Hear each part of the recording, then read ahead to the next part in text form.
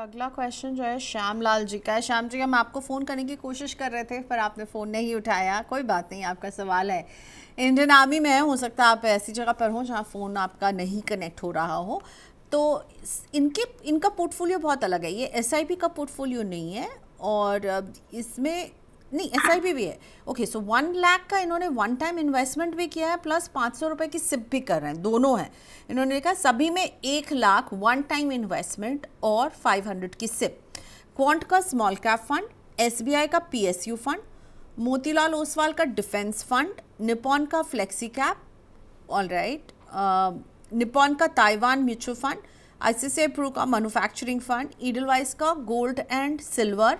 पूछ रहे हैं कि ये 10 साल में कितना रिटर्न होगा इसमें और ये ठीक है या नहीं है, प्लस 10 लाख रुपए का एक लमसम इन्वेस्टमेंट भी करना चाहते हैं। श्यामलाल जी हैं हमारे साथ, चलिए इनसे ही बात कर लेते हैं। नमस्ते श्यामलाल जी। नमस्ते मैडम जी। कहाँ से जुड़े हुए हैं आप? जी मैडम, मैं महाराष्ट्र में और मैं आर्मी में जॉब कर रहा हूँ। ओके, तो ये जो आपका पोर्टफोलियो, ये सभी में जो स्कीम्स आपने हमें भेजी, सब में आपने 1 लाख का इन्वेस्टमेंट किया है? जी मैम, जैसे मोतीलाल डिफेंस फंड में मैंने 1.5 लाख किया हुआ है, बाकी में 1-1 लाख ही है।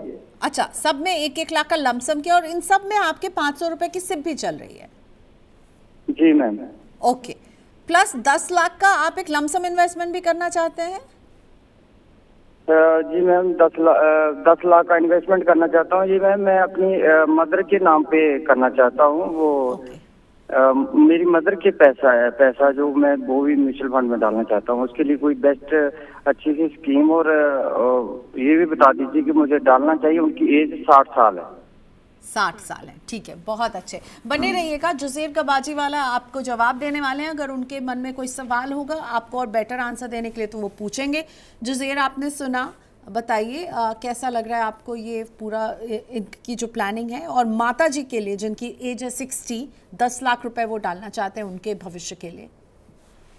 तो उनकी जो स्कीम्स है, मतलब ज़्यादा अग्रेसिव है क्योंकि काफ़ी सारे थीमेटिक फंड है।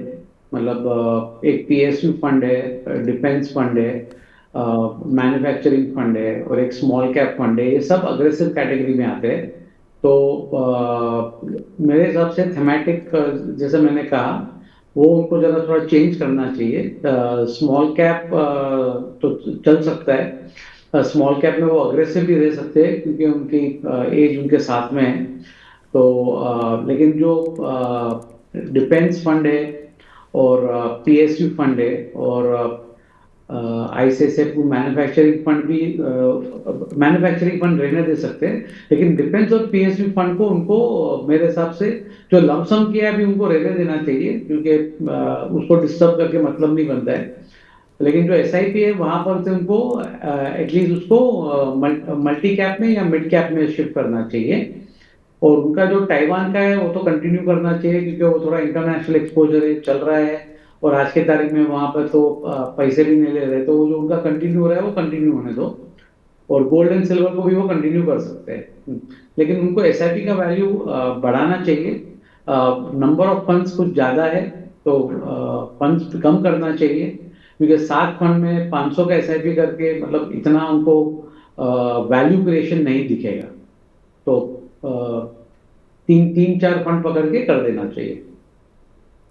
और रहा सवाल उनकी जो मदर के नाम में करना है, तो मेरा वो जवाब सेम ही रहेगा कि उनको लमसम नहीं करना चाहिए और मल्टी एसेट उनको चूज करना चाहिए क्योंकि उनकी मदर की एज 60 और उनका पैसा है तो उनको इतना वॉलेटिलिटी नहीं लेना चाहिए। तो मल्टी एसेट अच्छा रहेगा उनके लिए और ये 10 लाख को और द नेक्स्ट 3 to 4 months वो इन्वेस्ट कर सकते हैं। लेकिन फर्स्ट इंस्टॉलमेंट इमीडिएटली कर देना चाहिए। अगर आप 4 इंस्टॉलमेंट में कर रहे हो तो 2.5 लाख आपको इन्वेस्ट कल ही कर देना चाहिए। मार्केट का वेट नहीं करना चाहिए कि अभी क्या होने वाला है, कल अभी नीचे जाएगा ऊपर जाएगा। हाँ, किसी को नहीं मालूम मार्केट नीचे जाएगा ऊपर जाएगा। तो फर्स्ट इंस्टॉलमेंट कर देना चाहिए, नेक्स्ट इंस्टॉलमेंट 1 महीने के बाद और तीसरा दूसरे 2 महीने के बाद और वो फोर्थ इंस्टॉलमेंट 4 महीने के 3 महीने के बाद। ओके, सो एक साथ नहीं, धीरे धीरे। वैसे जो मैं आपसे ये पूछना चाहूँगी कि मदर की एज 60 है और अगर उनके पास ऐसे कुछ लमसम पैसा है जो उनकी सेफ्टी के लिए वो इन्वेस्ट करना चाहते हैं, तो अक्सर क्या होता था कि लोग ना बैंक के फिक्स डिपॉजिट में करना पसंद करते थे, पर अब लोग आकर के पूछ रहे हैं कि मैं म्यूचुअल फंड में डालूं क्या। सो आप सजेस्ट करेंगे एक व्यक्ति जो 60 साल प्लस के एज में है उनके लिए एक मल्टी एसेट फंड में इन्वेस्ट करना is it the right thing to do, या उनको एक कंजर्वेटिव अप्रोच के साथ एक कोई इंडेक्स फंड चुनना चाहिए या बैंक एफडी चुनना चाहिए? तो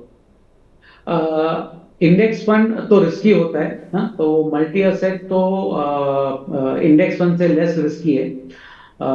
मल्टी एसेट में हम इसलिए चूज करने को बोलते हैं क्योंकि क्या होता है, आपको बैंक एफडी में आपको 6-7% इंटरेस्ट मिलेगा और आपका वो पैसा इन्फ्लेशन में ही खा जाता है, राइट।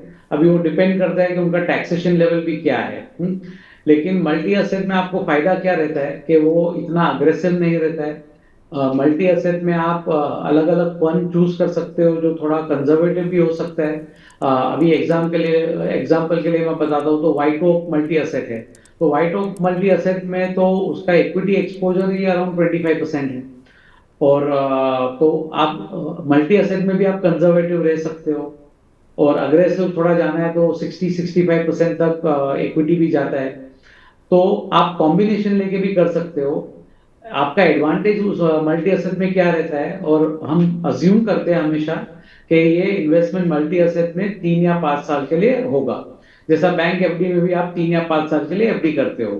तो आपको इन्फ्लेशन एडजस्टेड रिटर्न काफी अच्छा मिलता है और टैक्सेशन में भी आपको यहाँ पे long term capital gain tax लगेगा। कोई फंड में 2 साल के बाद लगेगा और कोई फंड में 1 साल के बाद लगेगा। तो आपको टैक्स एफिशिएंट रिटर्न मिलेगा, आपको इन्फ्लेशन बीट करने का अपॉर्चुनिटी मिलता है और आपको कैश फ्लो भी आपको उसके बाद मिल सकता है। तो उसीलिए हम लोग मल्टी एसेट प्रेफर करते हैं एज अ इन्वेस्टमेंट जिसका लॉन्ग टर्म टाइम होराइजन होता है। ऑल राइट, ठीक है। तो ये हमारे दूसरे व्यूअर थे जो लमसम ऐड करना चाहते, लमसम में पैसा डालना चाहते हैं, तो उसको स्टैगर्ड वे में इन्वेस्ट करने के लिए हमारे एक्सपर्ट ने सलाह दी है। और जो ज़ेरा आपने मल्टी एसेट फंड की बात की, तो जो अमन है वो भी हमसे पूछ रहे हैं और आई एम श्योर श्यामलाल भी जानना चाहेंगे कि मल्टी एसेट अगर कैटेगरी चुन रहे हैं तो कोई पर्टिकुलर आप फंड बता सकते हैं, बताना चाहेंगे? तो अभी आप अगर कंजर्वेटिव रहना है तो आप व्हाइट ओक मल्टी एसेट भी चूज कर सकते हो। आपको थोड़ा अग्रेसिव जाना हो तो आप एचडीएफसी का भी मल्टी एसेट है, कोटक मल्टी एसेट है, आईसीआईसीआई मल्टी एसेट है। लेकिन वो उनके रिस्क एपिटाइट और उनका क्या एक्सपेक्टेशन है उसके हिसाब से करना चाहिए। लार्ज कैप फंड में क्या होता है कि आप कोई भी लार्ज कैप फंड में ले लो, उनको 80% लार्ज कैप में इन्वेस्ट करना ही पड़ता है। मल्टी एसेट में हर एक स्कीम का जो स्ट्रेटेजी है वो अलग रहेगा।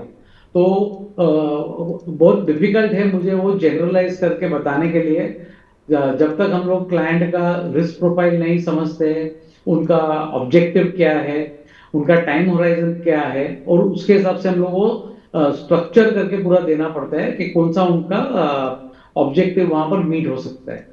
ओके, मैं इस क्वेश्चन को थोड़ा और स्ट्रीमलाइन कर दूं। अगर कोई सीनियर सिटीजन है जैसे कि श्याम जी की मदर, तो उनके लिए किस तरह का मल्टी एसेट उनको पिक करना चाहिए, क्या डाइवर्सिफिकेशन देखना चाहिए उसमें सर? कंजर्वेटिव है तो white oak multi asset conservative. Okay fine, ठीक है, डन। चलिए अब हम बात करने वाले हैं बिस्वजीत जी से जो हमारे साथ जुड़ चुके हैं, तेजपुर असम से हैं। और बिस्वजीत सर से बात करते हैं। इनकी एज भी 60 है। नमस्ते, स्वागत है आपका सर, कैसे हैं आप, क्या करते हैं? नमस्ते नमस्ते नमस्ते मैम। बहुत आवाज़ धीमी आ रही है, क्या हम अपने एंड पे थोड़ा सा वॉल्यूम बढ़ा सकते हैं? बिस्वजीत जी का बस बहुत फेंट सी आवाज़ आ रही है। हाँ बोलिए मैम। हाँ। यस, अब बिल्कुल साफ आवाज़ आ रही है। सर क्या करते हैं आप? मैं एक रिटायर्ड एम्प्लॉई हूँ, बैंक में था। बैंक में थे, ओके। तो ये जो आपका पोर्टफोलियो है इसमें सब मैं देख रही हूँ लमसम ही है, तो ये आपने अपना रिटायरमेंट का पैसा इसमें जो मिला है पोस्ट रिटायरमेंट उसको डाला है सर? हाँ, आगे पीछे मैंने लमसम ही डाला हूँ और SIP ऐसे मैं कर रहा हूँ मंथली लगभग 10,000 रुपीज का, करीब 5 और 6 स्कीम में। अच्छा, 10,000 रुपये 5 से 6 स्कीम्स में कर रहे हैं, वो डिटेल तो नहीं है, पर जो मेरे पास डिटेल आपने भेजी है वो मैं एक बार रीड कर रही हूँ, फिर आप कुछ ऐड करना चाहो तो। SBI का लिक्विड फंड है 30 लाख, HDFC का शॉर्ट टर्म डेट फंड है 20 लाख, HDFC का आर्बिट्राज फंड है 10 लाख, SBI का कॉन्ट्रा फंड 5 लाख, कोटक का मिड कैप 5 लाख, HDFC का स्मॉल कैप 6 लाख, ICICI का ब्लू चिप फंड 6 लाख यहाँ, ICICI इंडिया का अपॉर्चुनिटी फंड 9 लाख, HDFC का large and mid cap fund 9 lakh, Nippon का गोल्ड फंड 19 लाख, और PPF जो है उसमें 44 लाख जमा है, सुकन्या में 19 लाख हैं, और आपने लिखा है इक्विटी फंड्स में 50,000 मंथली। सर क्या 50,000 चल रही है सर? आपने अभी 10,000 कहा। हाँ, ये 50,000 चल रहा है और 4-5 स्कीम में चल रहा है 10-10 हजार। ओके ठीक है, 5 स्कीम्स में 10, और वो स्कीम्स वही है जो ये आपकी जो 10 स्कीम्स की लिस्ट है इसी में चल रहे हैं आपकी, इससे भी अलग है पोर्टफोलियो नहीं है, और ज्यादातर आपका सब पांचों ही आपका इक्विटी स्कीम में है। Okay fine. क्या पूछना चाहेंगे आप जुज़ैर गबाजी वाला से? अच्छा मैडम, और मेरा ना ये बैलेंस डेब्ट फंड में बहुत ज्यादा इन्वेस्टमेंट हो गया, अभी इसमें से मैं STP कर रहा हूँ, तो STP करना चाहता हूँ, तो मेरा फ्यूचर में गोल ऐसा है कि मेरा पास 10 to 12 करोड़ जैसा हो 10-12 साल बाद। हाँ। Okay fine. सो चलिए पूछते हैं जुज़ैर, आपको यहाँ पर बिस्वजीत जी की प्लानिंग कैसी लग रही है? क्या बोलना चाहेंगे? 10 साल के नज़रिए से ये सारा इन्वेस्टमेंट है और चाहते हैं कि इसके बाद वो इससे पैसा विड्रॉ भी कर सकें। तो अगर मैं उनका जब देखता हूँ तो उनका nearly around 1/3 amount more like liquid और आर्बिट्राज में है उनका पोर्टफोलियो का। उनका पोर्टफोलियो कुछ अराउंड 1.8 करोड़ का है, तो उसमें से 60 लाख तो शॉर्ट टर्म डेट लिक्विड और आर्बिट्राज में है, और दूसरा 60 लाख PPF और सुकन्या डिपॉजिट में है। अभी उनका PPF में उनको ऑब्वियसली टैक्स फ्री रिटर्न मिलता है, लेकिन वो अभी उनको इम्पोर्टेंट उनको देखना है कि उनको अगर वो बिकॉज 7% टैक्स भी अच्छा रिटर्न होता है डेट के अंदर, आज के तारीख में वो रिटर्न कहीं मिलता नहीं है, और अगर वो 30% टैक्स ब्रैकेट में है तो उनका तो नियरली अराउंड 10% के आसपास प्री टैक्स के हिसाब से हो जाता है। तो मेन तो उनका जो अगर उनका टारगेट है 12 करोड़ अचीव करना है, तो ये कॉर्पस से तो नहीं होगा उनका। तो अगर क्योंकि इनका अप्रोक्सीमेटली मैं अगर देखूं तो ये मोटा ये उनका पोर्टफोलियो उसको लिक्विड सब मिला के अराउंड 9% के आसपास आएगा। तो अगर उनको और उनकी जो एग्जिस्टिंग सिप मैं अज्यूम करूं 50,000 की है, और अगर उनको 12 करोड़ का कॉर्पस करना है, तो उनको नियरली अराउंड 2.5 लाख से 2,60,000 का उनको SIP करना पड़ेगा फॉर द नेक्स्ट 10 years। अगर 10 साल में उनका टारगेट है तो उनको उतना उनको इन्वेस्ट करना पड़ेगा। तो वो बोल रहे हैं कि उनको वो ये जो उनका 60 लाख है, एक्चुअली उनको तो अभी ये अपॉर्चुनिटी है, अभी SIP करके तो नहीं करना पड़ेगा, लेकिन अभी वो लमसम में at least over the next amount उनका लार्ज है, तो 6 मंथ्स का टाइम होराइजन लेके वो कर सकते हैं इन्वेस्टमेंट। उनका पोर्टफोलियो नियरली अराउंड 1.8 करोड़ है, तो उनको थोड़ा इंटरनेशनल फंड में भी जाके डाइवर्सिफाई करना चाहिए, और इंटरनेशनल फंड में सिर्फ SIP होगा आज की तारीख में, तो at least around 5 to 10% portfolio international fund भी वो देख सकते हैं एज अ डाइवर्सिफिकेशन। गोल्ड में एक्सपोजर अभी नहीं बढ़ाना चाहिए, उनका नियरली अराउंड 10% तक का पोर्टफोलियो का वैल्यू ऑलरेडी हो चुका है। और सुकन्या डिपॉजिट मुझे नहीं मालूम वो किस ऑब्जेक्टिव से है, बट उनको वो भी फिर बाद में देखना पड़ेगा। उनको अगर 12 करोड़ का रिटायरमेंट का कॉर्पस अचीव करना है, तो उनको उनका पोर्टफोलियो थोड़ा अग्रेसिव साइड पे जाना पड़ेगा। ओके सो अगर मैं इनके सारे अगर देखूं जो लमसम है, बिकॉज वो भी बहुत बड़े अमाउंट है, मतलब वो ऑलमोस्ट 1 करोड़ प्लस का अमाउंट है उनका लमसम। सो वो लमसम प्लस उनका सिप में ला करके भी इन 10 years यू थिंक कि 12 करोड़ तक पहुंचने में मुश्किल होगी? हाँ, बिकॉज अभी ये 1.8 करोड़ जो है आज की तारीख में उनका जो, मैं अगर weighted average approximately return calculate करूँ तो लिक्विड फंड तो, और सबसे बड़ा प्रॉब्लम उनको टैक्सेशन में आएगा। अभी मुझे नहीं मालूम उनका टैक्स स्लैब क्या है। पीपीएफ और सुकन्या डिपॉजिट छोड़ के अभी जो 50 लाख है जो डेट में है, वो तो पूरा उनको टैक्स लगेगा as short term capital gain, right? तो टैक्सेशन वाइज भी थोड़ा ये इनएफिशिएंट हो जाएगा। तो अगर उनको 6% का भी रिटर्न वहां मिलेगा या 60% भी रिटर्न मिलता है, और उसके वजह से उनका टैक्सेशन अगर 30% होता है तो 30% तो वो 60% में से निकल जाएगा, तो उनका पोस्ट टैक्स रिटर्न ही इतना कम हो जाएगा ना जो उनके हाथ में रहेगा। तो वो अचीव करने के लिए उनको आज के तारीख में तो उनका पोर्टफोलियो जो है, उनको नियरली 2 लाख का एडिशनल एसआईपी करना पड़ेगा 12 करोड़ टच करने के लिए। ओके, सो अमाउंट बढ़ाना होगा, पोर्टफोलियो भी थोड़ा सा जो है थोड़ा और अग्रेसिव साइड में जाने की ज़रूरत हमारे एक्सपर्ट को लग रहा है। और इंटरनेशनल एक्सपोजर बहुत इंपॉर्टेंट है बिस्वजीत जी, इसको ज़रूर देखिएगा कि आपके पास कुछ ऐसे फंड्स हो जो इंटरनेशनल एक्सपोजर ले रहे हों, ये आपके लिए जो है सही रहेंगे।